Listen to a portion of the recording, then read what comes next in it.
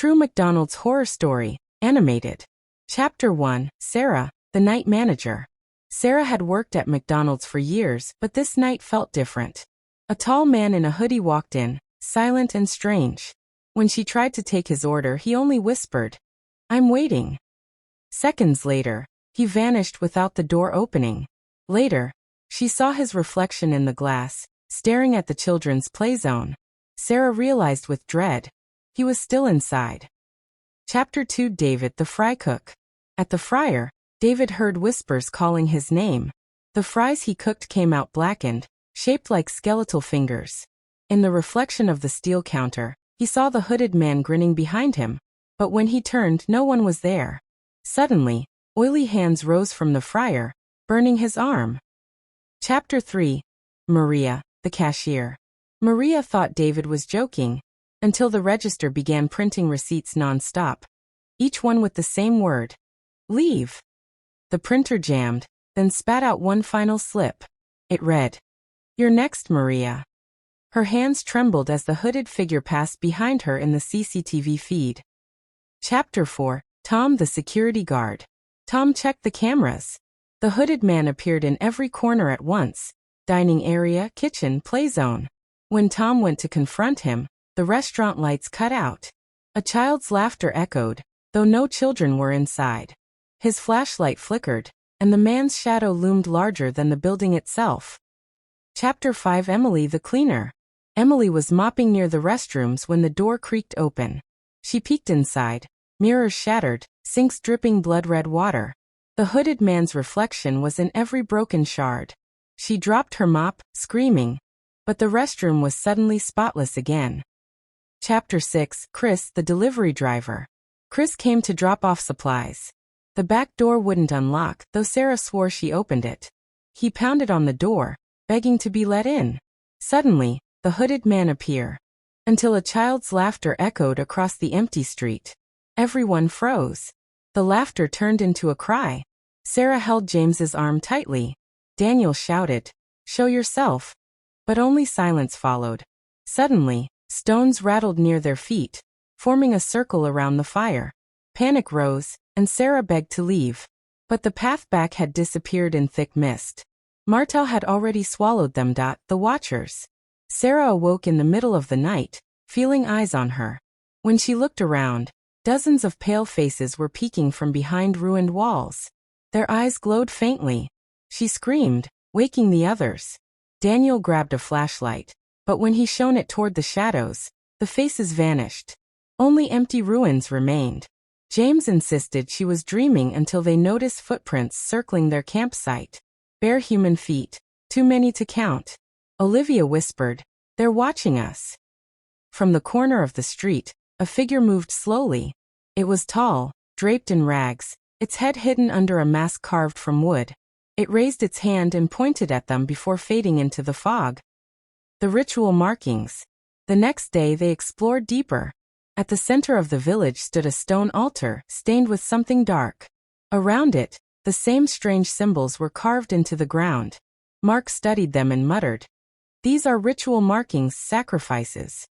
James laughed nervously, but no one joined him. Suddenly Sarah gasped.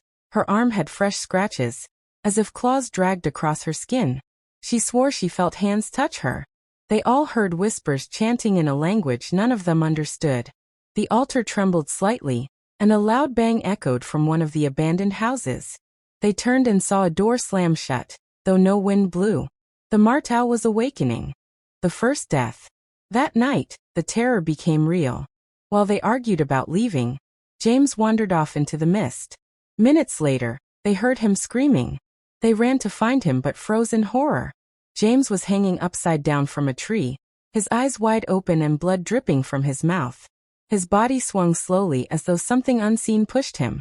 Olivia screamed, and Daniel cut him down, but James was already gone. The whispers grew louder, circling them. Sarah shouted, "It's punishing us for coming here." They dragged James's body back to camp, but by morning, it had vanished, leaving only blood on the ground. The possession. Olivia began to act strangely. Her eyes grew dark, and she spoke in whispers that weren't hers. She scratched symbols into the dirt, the same ones they saw on the posts. Daniel tried to stop her, but she shoved him back with unnatural strength. "He wants blood," she hissed. Her voice sounded doubled, as if something spoke through her. Mark shouted her name, but she only laughed, an inhuman echoing laugh. Then she collapsed unconscious. When she awoke, she didn't remember a thing. But the scratches she carved glowed faintly, and Sarah swore the ground pulsed like it was alive. The legend of Martal. Desperate for answers, Mark searched the ruins and found an old journal. It belonged to a villager centuries ago. The pages revealed the truth. Martal was cursed after its people turned to dark rituals, offering outsiders as blood sacrifices to a spirit called the Watcher. Those who entered the village could never leave until the ritual was complete. Mark read aloud. "The land feeds on fear. One must die for the rest to survive." Sarah burst into tears, realizing James's death was only the beginning. Daniel clenched his fists. "We're not going to be part of this." But deep down, they all knew they were trapped in Martal's game. Escape attempt. They decided to leave at dawn. But as they followed the road back, the forest twisted unnaturally, leading them in circles. Every path returned them to the stone altar. Panic set in as they ran, screaming for help. The fog thickened until they couldn't see their hands. Olivia began chanting again, her voice not her own. Sarah slapped her to stop, but the chanting only grew louder from all around them. They realized the forest itself was alive, forcing them back. Exhausted, they collapsed near the altar, knowing there was no way out. Chapter 10: The Betrayal. Daniel grew restless, blaming Mark for reading the journal. He shouted that someone had to die if the rest were to live. Sarah screamed at him, but his eyes burned with desperation. That night, while the others slept, Daniel dragged Olivia toward the altar. Mark woke just in time and tackled him. They fought violently until Sarah pulled them apart. Daniel panted, his voice trembling. "If we don't offer someone, we'll all die." Silence followed. For the first time, they realized he might be right. Chapter 11: The Second Death. The next day, Olivia wandered off again. This time no one followed. Hours later, they found her body laid upon the altar, her chest torn open, her blood soaked into the carvings. None of them touched her. The whispers rose to a scream, and the fog swirled violently. Mark shouted, "It's completing the ritual by itself." Sarah collapsed, shaking. Daniel stood silently, staring at Olivia's lifeless body. When he turned, his eyes seemed darker. Something inside him had shifted. The last stand. Now only 3 remained: Daniel, Sarah, and Mark. The village grew louder at night, filled with footsteps and chanting. They barricaded themselves in a ruined house, but faces appeared at the windows, pale and grinning. Sarah whispered prayers while Daniel sharpened a stick into a weapon. Suddenly, the wooden door burst open, and the tall masked figure stepped inside. Its hollow eyes fixed on them.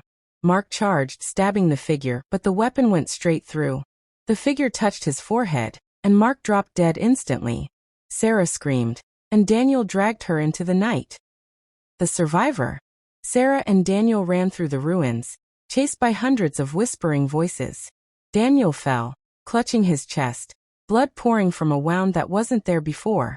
He looked at Sarah with fading eyes. "Go, you're the last one." Sarah wept as he went still. Alone. She stumbled through the fog until she reached the gates of Martal. To her shock, they were open. The curse had claimed enough blood. With trembling steps, she crossed the threshold, the whispers fading behind her. The Martals return. Sarah thought she had escaped. She returned to the city, broken but alive. For weeks, she tried to forget. But one night, she awoke to whispers in her apartment. Her mirror fogged as if with breath, and words appeared. "You cannot leave Martal." Terrified, she turned, and in the corner of her room stood the masked figure, waiting silently. Martal had not let her go. It had only followed her home. Fire the end.